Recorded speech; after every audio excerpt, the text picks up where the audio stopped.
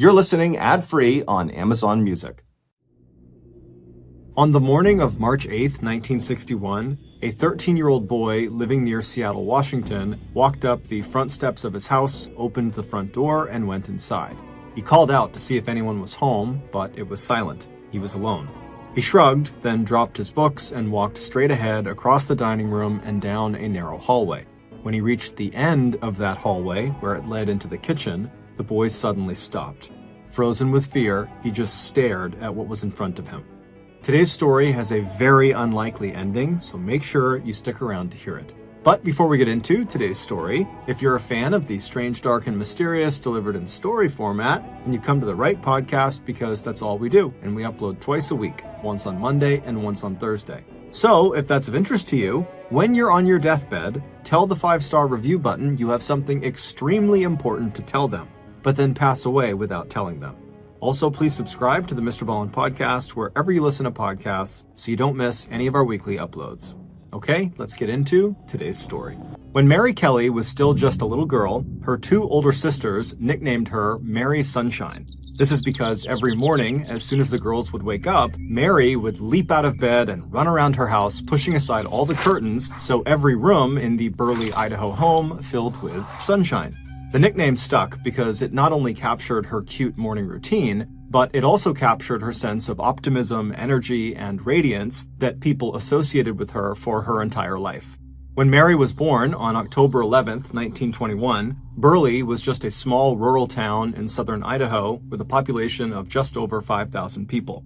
Most of its residents, the Kelly family included, were farmers, and the main crops grown in the town were grains, sugar beets, potatoes, and alfalfa. Like her older brother and 2 older sisters, Mary loved living on her family's farm. The kids held barnyard rodeos, they had potato fights every fall after the harvest was done, and during the hot summers, they cooled off in the irrigation canal near their house. Mary's parents were devout Mormons, and this religion would always be central to Mary's life. Members of the Mormon Church, called the Church of Jesus Christ of Latter-day Saints, or LDS for short, believe their church is actually the original Christian church started by Jesus Christ and brought back or restored in 1830 by LDS church founder Joseph Smith Jr. The teachings of the church, which center around the teachings of Jesus Christ, were all written down by Joseph Smith Jr. in a book titled The Book of Mormon. Despite Mormons being known for living very modest and reserved lives, for example, they don't drink alcohol, they avoid caffeine and tobacco, still, Mary's childhood home was a very fun, raucous place filled with music and stories. Mary was the daughter of a big, charismatic Irish father and a tiny English mother who sang duets together at church. Mary inherited her mother's quick wit, her sparkling blue-green eyes, and her curly hair, but she had her father's sense of humor. Her father also taught her at an early age how to dance and how to yodel. When Mary was 13 years old, a new family named the Campbells arrived in the neighboring town of Unity and joined the same LDS church in Burley that the Kellys attended. Among the Campbells' 13 children was a handsome 16-year-old son named Curtis. He was dark-haired and serious with a flair for math, electronics, and engineering. By the time Mary was 16 and Curtis was 19, they had fallen in love. And the next year, in 1938, the 2 of them got married. Over the next 14 years, Curtis and Mary moved more than 6 times. They bounced from Utah to Idaho and then back to Utah. Then they made their way to Los Angeles, California, and Nevada. And wherever they lived, Mary was that mom who was full of energy, fun, and who loved a practical joke. At each new town, every kid in the neighborhood quickly learned that if you gave Mary a garden hose, you were sure to get soaked. And if she was inside washing dishes, you still weren't safe because she'd just open the kitchen window and soak you with the sink hose attachment. And no matter where they found themselves, Mary always made sure her family attended an LDS church, and that the family was always involved in the church's education and activities. But for all her good nature and sense of fun, Mary was not a pushover. Once, when her car stalled out right in front of a green light, the vehicle behind her started honking their horn. Unable to get her car going, Mary casually hopped out of her car and walked back to the car behind her, and she knocked on the driver's window, and when the incredulous man rolled down his window to see what she wanted, she said to him in a very sweet voice, "Mister, if you'll go up there and start my car for me, I'll sit back here and honk your horn for you." The driver went from angry to smiling and laughing, and then got out of his car and he walked up to Mary's car and proceeded to fix her engine for her. During those first 14 years of marriage, Curtis would serve in World War II as an aviation technician for the Navy. Mary would give birth to 4 sons and 2 daughters. However, 2 of the boys died shortly after they were born. Despite the heartbreak of losing those 2 children, the economic and political upheaval of a war that redefined the United States as the world's superpower, and the disruption of constantly moving and Curtis constantly changing jobs, Mary and Curtis still had a very strong and happy marriage. When Curtis walked through the door after work, his children knew their parents would always take a few minutes alone with each other to hold hands and talk about their day. In 1952, just ahead of their 15th wedding anniversary, the Campbells' good life got even better when Curtis landed a top-paying job as an engineer with Boeing Aircraft Company in Seattle, Washington. The work, developing the technology that would later be used to design drones for the US military, was more exciting and challenging than anything else Curtis had ever done. The Campbells bought their first house, a 3-bedroom bungalow just outside of Seattle. It had 3 bedrooms and a pastel-colored double porcelain sink in the narrow kitchen right under a window that overlooked the backyard. And so Mary loved to fire her sink hose out of that window to soak her kids and her kids' unsuspecting friends.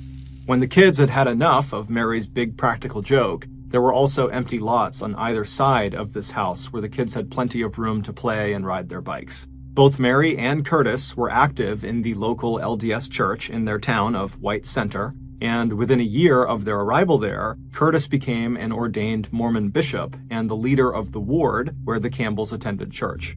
3 years later, in 1956, Mary and Curtis welcomed their 5th child, a little boy who was immediately nicknamed Kelly after his mother's maiden name. Mary felt truly blessed. She was busy working in the church she loved, and she was busy raising her 5 beautiful children. But 2 years later, the Campbells' 20-year-long marriage fell apart. As bishop, Curtis had lots of one-on-one interactions with members of his ward. Often they involved counseling people about their marriages and relationships, as well as giving spiritual guidance. And in late 1957, Curtis began an adulterous affair with a young and strikingly beautiful young woman named Janice, who had come to him for advice about her marriage. Even after church elders stripped Curtis of his bishopship, Mary continued to defend him against accusations and rumors of infidelity. But in 1958, when Boeing reassigned Curtis to McGuire Air Force Base in Trenton, New Jersey, Mary had no choice but to face the terrible truth. Curtis told his wife he did not want her to go with him to New Jersey. Instead, it would be his lover, Janice, who eventually followed Curtis to the East Coast. Mary and her kids were devastated. The perfect life they thought they had was now ruined. Mary packed up her family and moved back to Utah, where her family was, to regroup. In letters to her sister, it was clear that Mary had made up her mind that she'd rather, quote, paddle her boat alone than accept anything less than a committed and faithful marriage. But that didn't mean Mary was opposed to the idea of reconciliation with Curtis. And it didn't take Curtis very long to see the damage he had done to himself and his family. Shortly after she moved to New Jersey with him, Janice left Curtis and went back to her parents' home in Utah, and so Curtis, now all alone, fell into a deep depression. Despite feeling betrayed and hurt by him, Mary was very worried about Curtis. So after nearly a year of being separated, when Curtis began to reach out to Mary and tell her how much he missed their life together, Mary was open to moving with the kids to New Jersey to be with him again. And in the spring of 1959, the Campbell family was reunited. And 1 year later, when Boeing sent Curtis from New Jersey back to Seattle, Mary would bring with them a 6th child, a baby boy, and Curtis would buy Mary her dream home, a big 2-story farmhouse 20 miles south of Seattle. The white wood-sided house had a covered wraparound porch, a big kitchen, and a side entrance. The long gravel driveway was lined with trees and lilac bushes, which Mary loved. Most of the nearby properties were lettuce farms, and in the spring, the dark, damp fields would be covered in green. The local schools were good, and there was plenty of room for the children to play. And right after they had unpacked in their new home, Mary got deeply involved in LDS church activities. Over the next 2 years, she became the head of her local ward's relief committee. She was also a member of the Church Building Fund Committee, and she was active in Primary, the LDS program that offered religious instruction to kids aged 3 to 12.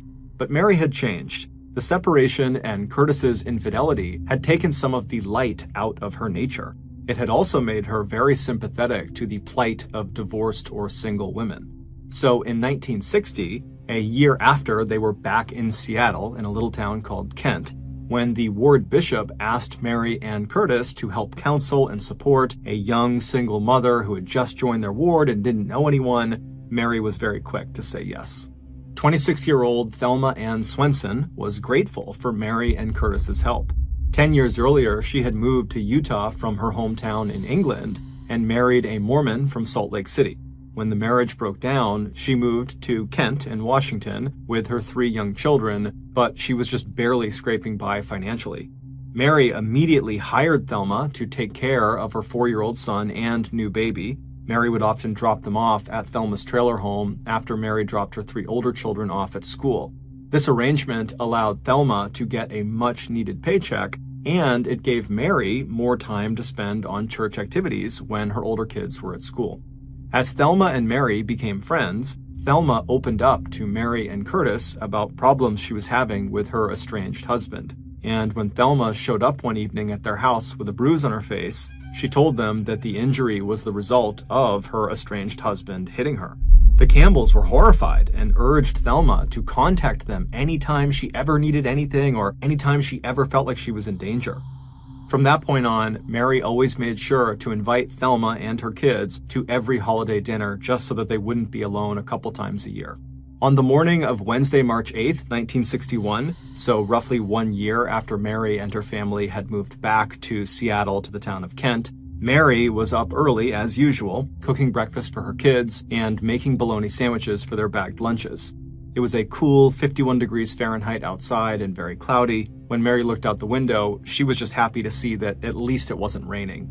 By 8:30 a.m., Mary had all the kids packed into the family's Plymouth station wagon. The first real baby car seats wouldn't be invented until the next year, so Mary just made sure the kids used their seatbelts, and she settled the baby, Russell, in the front passenger seat. Just before 9 a.m., she dropped her 3 older children, Scott and Janelle and Patty, off at school. She told her older daughter, 11-year-old Janelle, that Thelma would be picking up the girls after school and taking them to Primary, their after-school church instruction program, but that she, their mom, would come get Janelle and Patty after Primary and bring them home for dinner. Scott was 13 years old, which meant he didn't go to Primary anymore as the age cutoff was 12, and at the age of 13, his parents had allowed him to begin walking home after school on his own. After smiling and telling her son she would see him after school, Mary looked behind her and checked that her 4-year-old Kelly was still belted in the back seat, and then she turned to the front seat to make sure her 7-month-old baby, Russell, was still secured in that seat. Then Mary looked one more time at her older kids as they walked into the school building, and then she pulled away from the curb out of the parking lot and headed for her church, where she had 2 meetings that day. Shortly after walking into the LDS church, Mary turned and saw Thelma walk through the front door as well with her own young kids. Thelma shook off the hood of her coat and ran her fingers through her short dark curls that were damp with Seattle's constant mist. She'd once told Mary that she thought she'd left all the rain and clouds behind her when she moved away from England, a place notorious for its wet weather. When Thelma looked around and saw Mary, she smiled and walked over. The 2 women chatted for a few minutes, Thelma confirming that she was all set to take Mary's 4-year-old son Kelly home with her that afternoon for a playdate. By the time Mary's second church meeting ended at noon, Mary was very thankful for Thelma's help. By that point, Mary's baby, Russell, had started to get restless and fussy, and so Mary was eager to get back to her home and put him down for a nap, and then maybe she'd have a little time to herself. It was about 12:30 in the afternoon when Mary drove up the long gravel drive to her house, parked the car in the detached garage, and let herself into her house through the side door, which led directly into the kitchen. Talking quietly to baby Russell, she walked without stopping through the kitchen and down the hallway past the door to the combination powder room and bathroom and into the dining room. Once there, she put down her purse on the dining room table and settled Russell into a small crib they had in the dining room. She gave him a kiss, then covered him with a thick cotton blanket. Still dressed in her coat, Mary decided to stop at the powder room to freshen up before going back to the kitchen. And so she turned around and began walking back down the hallway that she had just come in on, and then about halfway down, she turned left to go into the powder room bathroom. But as soon as she turned, she stopped right in the doorway, and then she screamed, because a man she had never seen before in her life was standing right in front of her in the powder room bathroom. Paralyzed with shock, Mary just stood there as the man suddenly lunged out with his left hand and grabbed her and knocked her to the ground. Mary fell hard onto the hallway floor, but before she could even move, the man was on top of her with one of his knees pressing into her stomach and the other knee across her neck and jaw. Her scream was now muffled, and she saw the man raise his right arm above her head. She felt another wave of panic rush through her as she realized in his right hand was a length of metal pipe. But instead of striking her with the pipe, the man, while holding that pipe high over his head, told Mary to stop screaming. Instantly, Mary did as she was told. And then, lying there perfectly still under the crushing weight of her attacker, Mary felt a sudden calm wash over her. She nodded her head reassuringly, and the man slowly rose to his feet. Then the man reached down with his left hand to help Mary stand up. As she got to her feet, Mary noticed immediately that this man also had a gun in his front pocket. Then, as soon as Mary was on her feet, she did what she had done her whole life. She called on her faith and looked at the man in front of her not as a monster, but as a human being. She took a moment to compose herself, pulling the skirt of her dress down and pushing back the hair that had come out of its clips. She straightened her glasses, she took a deep breath, and then she looked up at the man who was now just standing there awkwardly with his arms and his metal pipe down by his sides. She had never seen this person before. He was young, in his early 20s, with shaggy hair that fell across his pale, soft face, and he was huge. Not only tall, but very big and heavy. Mary let out a deep breath and then said, "What do you want?" The man seemed eerily calm. He told her that he was there because he needed money. The only cash Mary had was in her wallet, which was in the dining room. She told the man as much as she headed past him down the hall in that direction. The man followed behind her and then stood without saying anything while she opened her purse, took out her wallet, and then laid the 3 $1 bills that were inside along with some change on the dining room table. She also pulled out her credit cards and driver's license, laying them on the table as well, and then she also just said to the man, anything of value in this house, it's yours. Even though this man had said he wanted money, the only item that he was interested in was her driver's license. He reached out and grabbed it, looking carefully at the typewritten name, then turning to her with his first question. "Are you Mary Campbell?" Mary nodded. "Yes, I am." And then, as this was happening, the thing Mary was most worried about happened.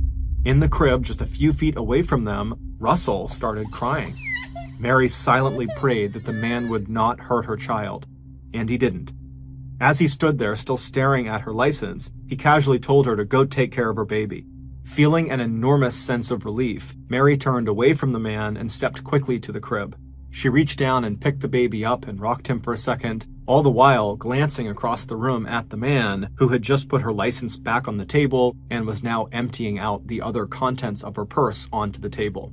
Mary changed Russell's diaper, and then she laid him carefully back down in his crib. Then, Mary told the stranger very gently that her baby was going to keep crying if she didn't feed him, and so she really needed to go into the kitchen and make Russell a bottle. While that might have been true, in reality, all Mary was thinking about in that moment was just getting this intruder away from her baby. So she asked the man if he would like to join her in the kitchen as she makes the bottle, and maybe she could fix him something to eat as well. The man agreed, and the two walked down the hallway to the kitchen. Mary first, the man after her. While Mary prepared the bottle of milk, the man stood quietly in the middle of the kitchen without saying a word.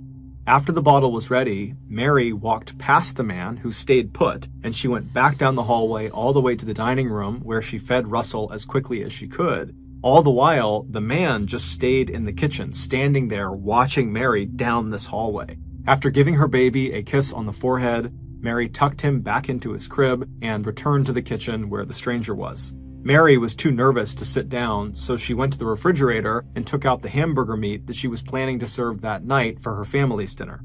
She unwrapped it and asked the stranger if she could make a hamburger for him. When he said no in a very polite tone, Mary couldn't help but feel sort of relieved. After that initial attack, the man had not threatened her in any way. and now he was just standing there quietly in her kitchen and being very polite about it. Mary took a few more quick glances at him and noticed that despite him being this really big person, he looked more like a child than a man. In fact, he couldn't be much older than her oldest child, Dell, a 19-year-old young man who had left home just 2 years earlier to join the Navy. As soon as she thought of her son, Dell, Mary felt even better. And slowly, her fear started to give way to her usual curiosity about people and her conviction that even the most flawed human beings could be helped and ultimately redeemed. So after her visitor very kindly refused the offer of a hamburger, Mary poured them both glasses of cold milk and set out a plate of the cookies she had made the night before. She sat down in one of the chairs that was nearest the sink at the kitchen table, and then she nodded to the chair opposite her on the other side of the table, and she asked the man if he would like to please sit down with her. The man seemed to like this idea, so he walked over and sat down. He also carefully laid the metal pipe he was carrying on the empty chair next to him. Once they were both seated at the kitchen table, Mary reached for a cookie and took a bite, and then pushed the plate in his direction. As he took a cookie off the plate, Mary asked him, why had he tried to rob her? The man explained that for the last 6 months he had not been able to find any work, and he and his wife desperately needed money so they could buy food and take care of their 2-year-old son. Mary listened, already turning ideas over in her head about how she might be able to help this young family like she and her husband had been helping Thelma. When there was an opening in the discussion, Mary gently encouraged the stranger not to rob her, that was the easy way out and something he would likely regret. She then told him he should consider opening himself up to prayer and also to asking for help and guidance. They chatted for a few more minutes over the milk and cookies. Then suddenly, the man asked Mary if she would like to go upstairs with him and see what he had done to her house. She couldn't tell if he was proud of what he did or if he felt bad and just wanted to show her. Clearly, there was something off about this man, but he didn't seem like he wanted to hurt her, and she didn't want to make him angry again, so she said, okay. And together they headed up the stairs.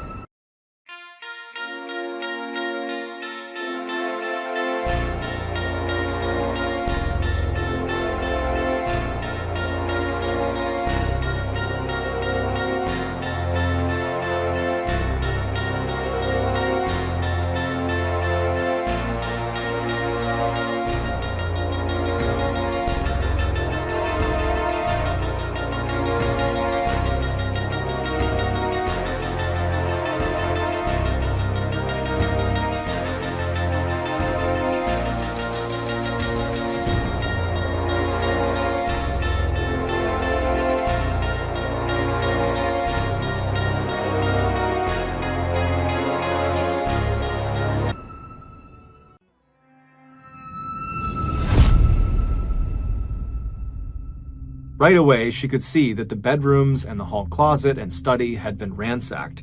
Articles of clothing had been pulled out of drawers and tossed on top of the floor. The man apologized for the mess, saying he had tried to make it look like a burglary had happened. When Mary knelt down in front of the bureau in the master bedroom to start refolding the clothes back into the drawers, the man also bent down and started to help her.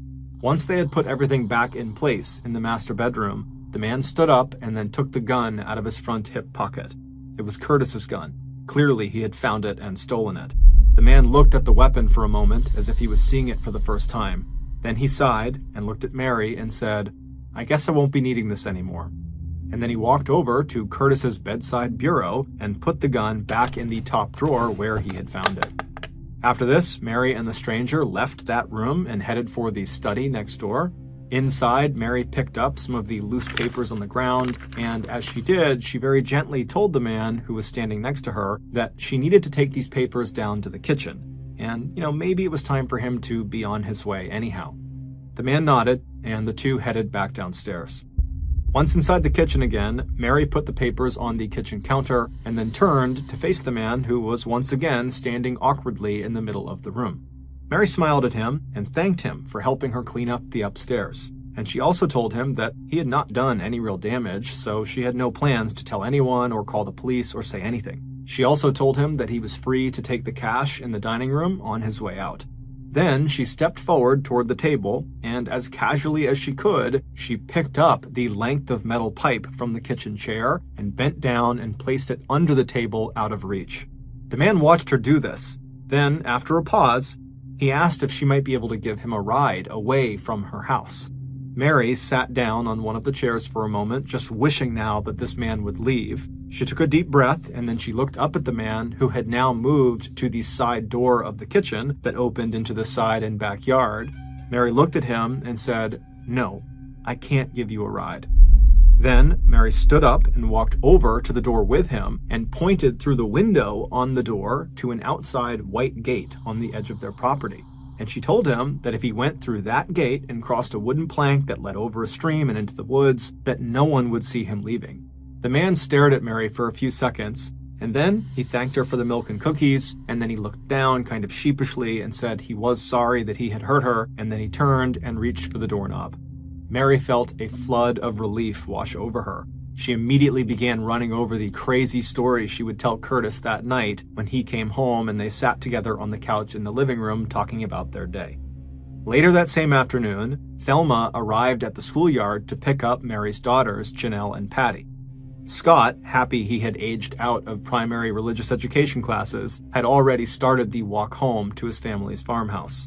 There was barely enough room in Thelma's old car for the two girls. They had to squeeze in alongside their little brother Kelly, as well as Thelma's kids who were ages 7, 5, and 3.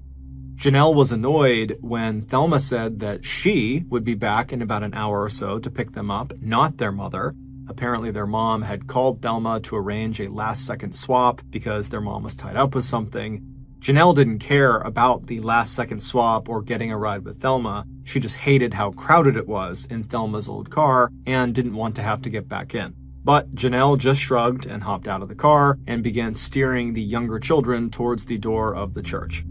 Sure enough, about an hour later at 5 p.m., Thelma was waiting outside for the kids, and all 6 of them piled into her tiny car. But instead of Thelma turning south towards their farmhouse, Thelma drove north.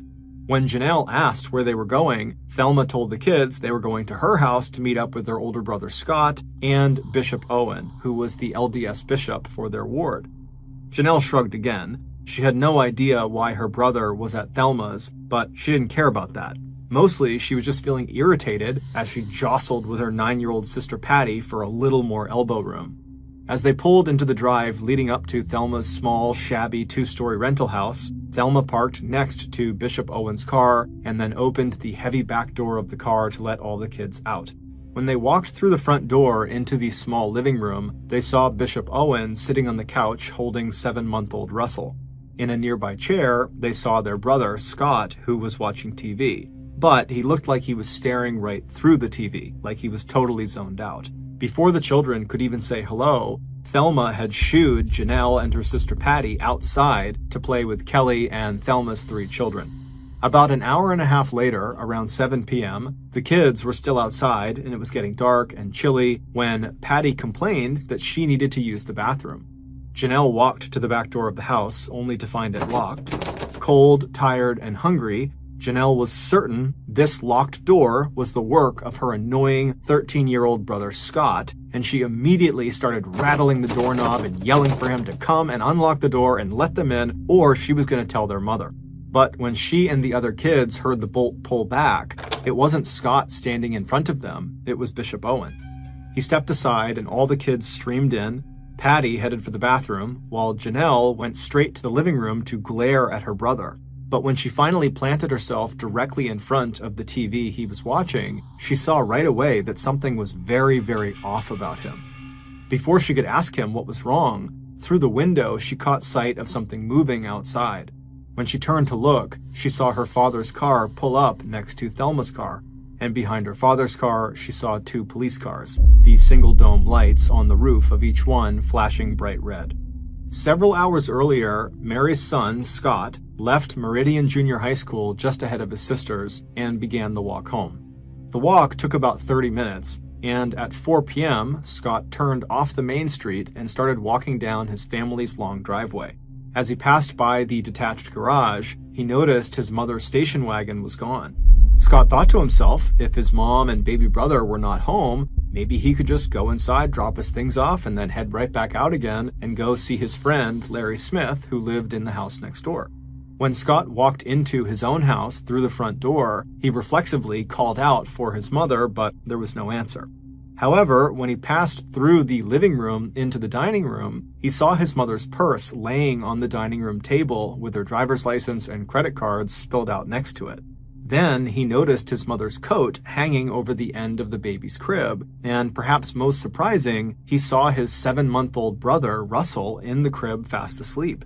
If Russell was here, then his mother surely had to be here too, which was strange since he hadn't seen her car. But regardless, he moved towards the bottom of the stairs and called out again for his mother, but still, there was no answer.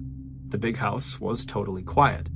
Scott put down his things on the dining room table and headed down the hallway for the kitchen. On the way, he glanced into the powder room, but no one was inside. When he reached the end of the hallway and looked into the kitchen for the first time, he froze. What he saw inside of it was so terrible, he couldn't even begin to process it. There, on the floor, was his mother. Under her head was a red velvet cushion taken from the living room couch. Blood had gushed out of her mouth and formed a huge puddle under her head. There were dark bruises like a collar around her throat. Her blood-soaked, dark red hair looked black. Her eyes were wide open and staring, and her glasses were on the floor next to her. Scott started backing away. He knew without being told that his mother was dead. Then he turned, stumbled, and ran down the hallway, back through the dining room, past his brother, and out the front door. Once outside, he ran along the pathway behind his house to his friend Larry's house. Bursting through their back door, Scott found Larry's mother and frantically explained what he had just seen in the kitchen. As Mrs. Smith picked up the phone to call police, Scott suddenly remembered that he had left his brother, Russell, in the house. Ignoring Mrs. Smith's questions, Scott ran back to his own farmhouse and into the dining room where he saw his brother still laying in his crib fast asleep. He carefully lifted Russell out of his little bed and then sat down on the living room couch, holding the baby until police and the local doctor arrived.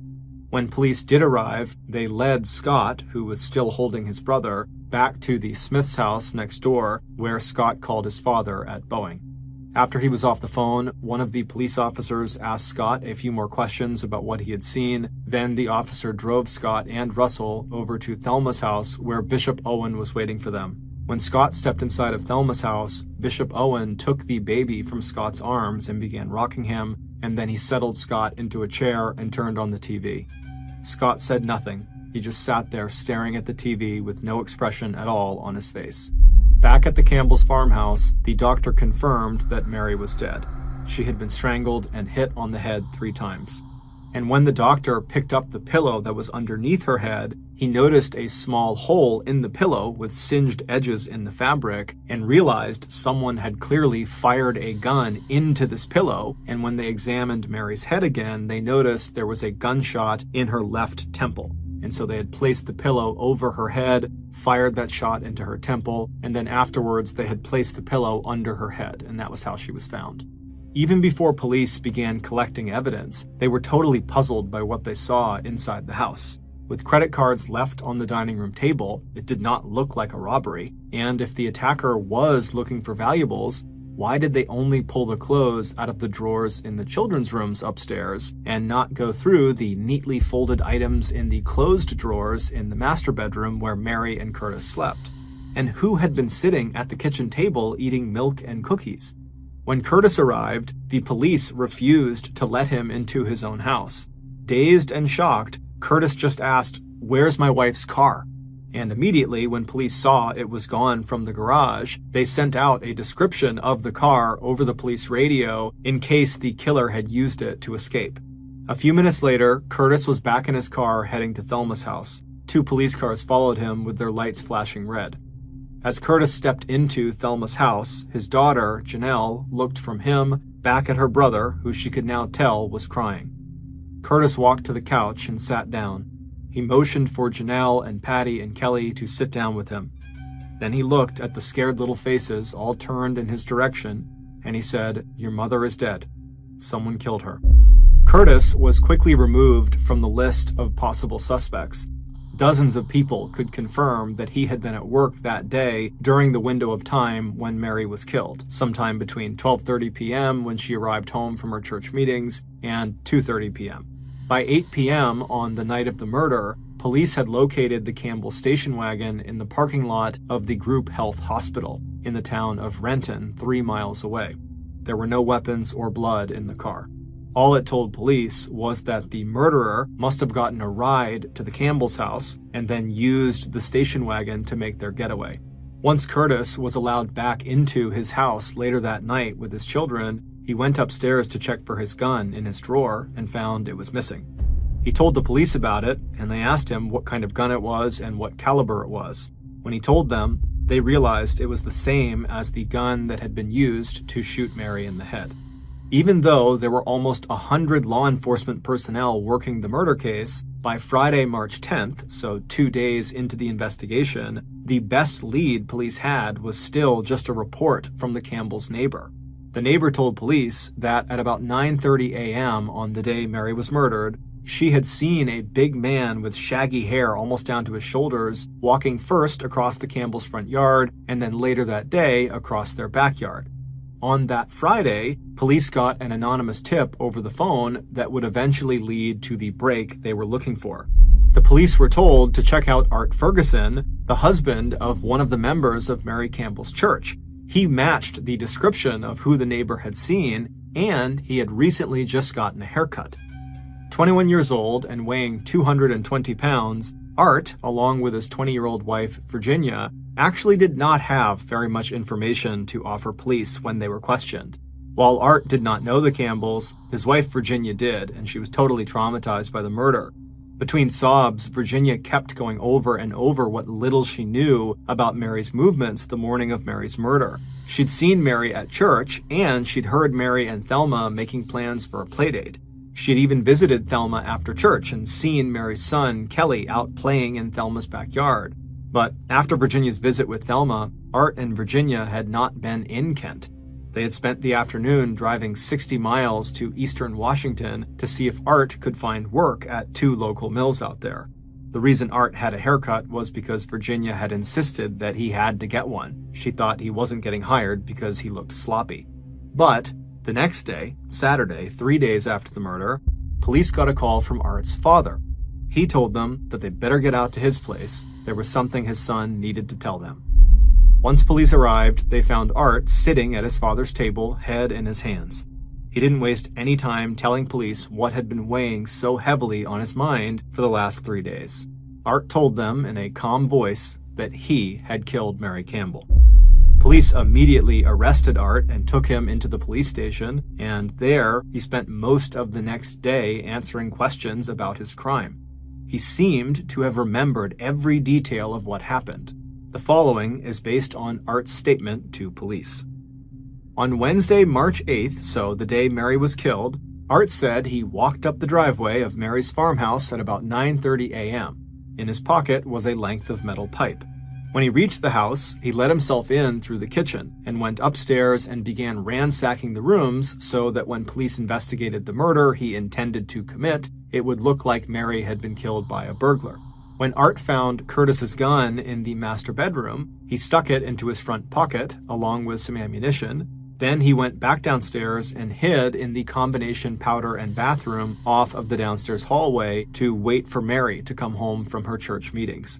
Mary came home and Art attacked her as planned, but right away there was just something about Mary. Her charm totally disarmed him, and instead of killing her, he quickly found himself sitting in the kitchen eating cookies and drinking milk with her. When Art got to the part of the story where Mary had told him how to leave his house without being seen and how she would not call the police, Art paused. He told police at that point he had decided he was not going to kill Mary after all. She was just too nice and had been so kind to him.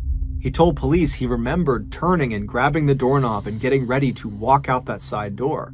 He said he even remembered the sound of Mary's voice behind him as she said goodbye to him. But the next thing Art knew, he had turned around and lunged at Mary, squeezing her neck as tightly as he could. According to his formal police statement, as he choked her, Mary, who was totally surprised, stumbled backward a few steps, and both he and Mary slid down the front of the stove to the ground. Art said, quote, "She tugged at my shirt front very lightly, and once at my hair, and tugged very lightly at my sleeve." Art said when his hands got tired and Mary's head fell forward, he released her neck, letting her fall all the way to the ground. Then he turned on his knees and grabbed the metal pipe Mary had shoved under the kitchen table. Art stood up, and with the pipe in his right hand, he swung it down hard at Mary's skull. He hit her 3 times until blood began to flow out of her mouth. Then he ran upstairs to get Curtis's gun that he had put back earlier when he and Mary were up there. On his way back to the kitchen, he picked up a red velvet pillow from the living room couch.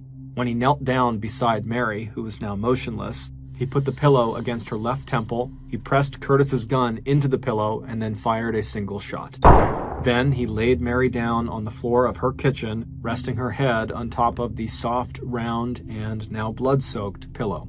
Before leaving the house, Art dumped out the rest of the contents of Mary's purse on the dining room table, pocketing the $3 in change, and then he took her car keys. Art stepped out of the farmhouse and entered the Campbell's detached garage. He got into Mary's station wagon and then laid the pipe, the gun, the gloves he was wearing, and his jacket on the seat next to him. Then he turned Mary's car on and drove down the driveway out onto the main road. On his way to the hospital parking lot in Renton, where Art would leave the car and drive home in his own vehicle that was parked there, he stopped along an empty stretch of road near the Puget Sound, and he threw the gun and pipe out into the woods. Art's story explained every strange circumstance about the crime scene that had left police baffled, from the milk and cookies left on the table, to the ransacked bedrooms, to the baby sleeping unharmed in his little bed. But what it didn't explain was why Art had killed this mother of 6, who he didn't even know. Art's bizarre answer to that question would lead the police to another person, the person police would accuse of being the real mastermind behind this murder. On March 8, 1961, the morning of the murder, while Mary was busy dropping her kids off at school and then heading for her church meetings, Art was waiting next to his car in the parking lot of the hospital in Renton, about 3 miles away from Mary's farmhouse. At exactly the agreed-upon time, an older model car pulled up next to him and idled for a minute as Art opened the passenger door and climbed inside. The driver of the car asked Art if he was ready to go and whether he needed to take one more look at the map. Days earlier, the driver had made a hand-drawn map showing a detailed layout of the Campbell's farmhouse. Art had been told to memorize it, along with the usual route that Mary Campbell took through her house when she came home with her baby. Art was feeling nervous and thought looking at the map again might calm him down. The driver handed him the piece of folded paper.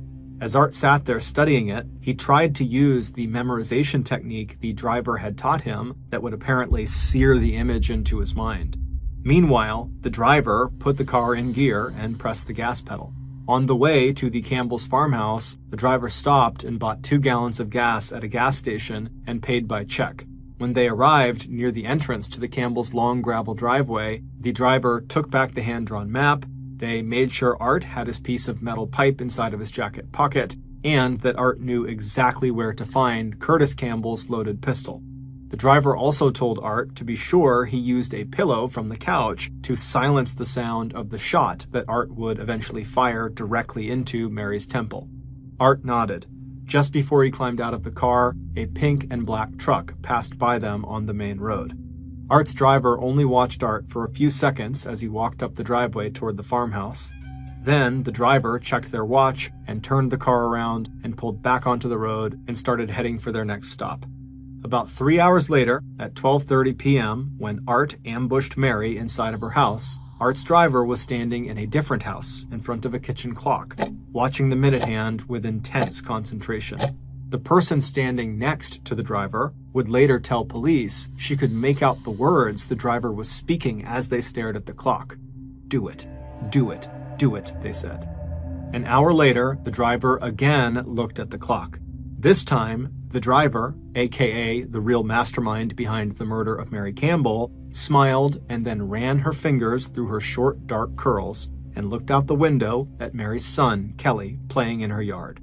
Then, Thelma Swenson, the hard luck case that Mary and Curtis had tried so hard to help, the babysitter who had once lived with them and who knew exactly where Curtis's loaded gun was and what Mary's everyday routines were when she got home from church or from running errands, turned to her good friend, Art's young wife, Virginia, and hugged her. And then, according to Virginia, Thelma swayed slowly side to side while holding on to Virginia and said, "I know where Art is. He's up there right now butchering Mary Campbell." When Art confessed to the murder of Mary Campbell, he told police that he was only acting on the orders of Thelma Swenson. He said she planned every detail of the attack. Art, who was mentally challenged and highly suggestible, claimed that he had been manipulated by Thelma into believing Mary Campbell was an evil person. In terms of getting him to commit the actual crime, Art said Thelma had used hypnosis.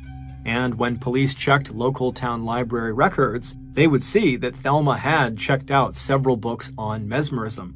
Art accused Thelma of basically putting him into a trance and then literally walking him through every step he followed once he was inside of Mary's house. Police would later find a copy of that hand-drawn map of the Campbell's farmhouse in Thelma's house. The gas station attendant who took Thelma's $2 check on the morning of the murder, and later the driver of that pink and black truck that had passed by, would both confirm that they saw Art in Thelma's car the morning of the murder. According to Art's wife, Virginia, Thelma had drawn her into the plot as well.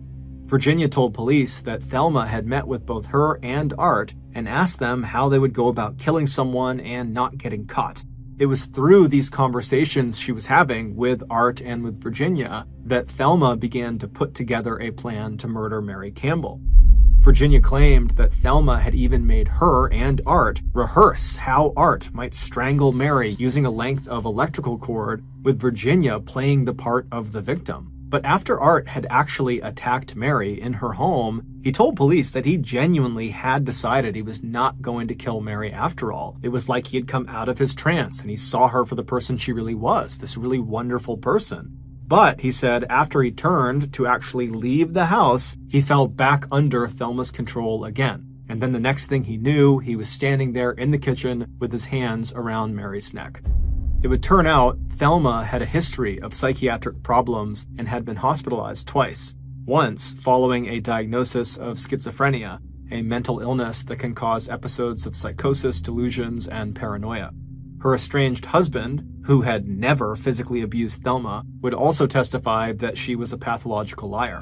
According to Art and Virginia, far from being grateful to Mary for her help and support, Thelma had developed a deep hatred of Mary. She blamed Mary for the breakup of Thelma's own marriage, which didn't really make any sense, but she did, and even claimed that her estranged husband was the father of Mary's 7-month-old baby, even though the baby had been born in New Jersey before the Campbells had even met Thelma. Police also investigated the possibility that Thelma was becoming obsessed with Curtis and saw Mary as an obstacle to Thelma pursuing that relationship. For his part, Curtis had already begun to suspect that Thelma was mentally unstable and that she was using makeup to fake the bruises that she claimed were the result of her estranged husband's physical abuse.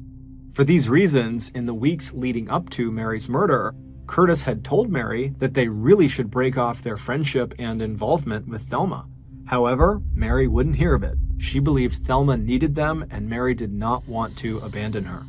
On September 23, 1961, just 6 months after Mary's murder, both Art Ferguson and Thelma Swenson were found guilty of first-degree murder and sentenced to life in prison.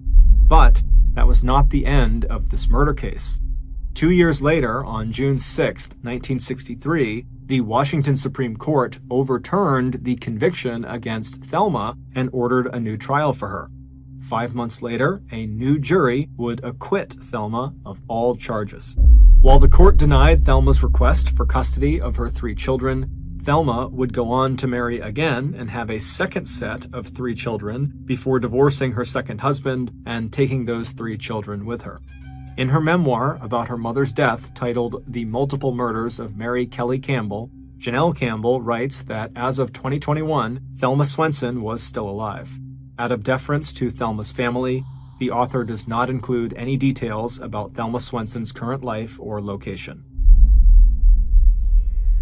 Thank you for listening to the MrBallen podcast.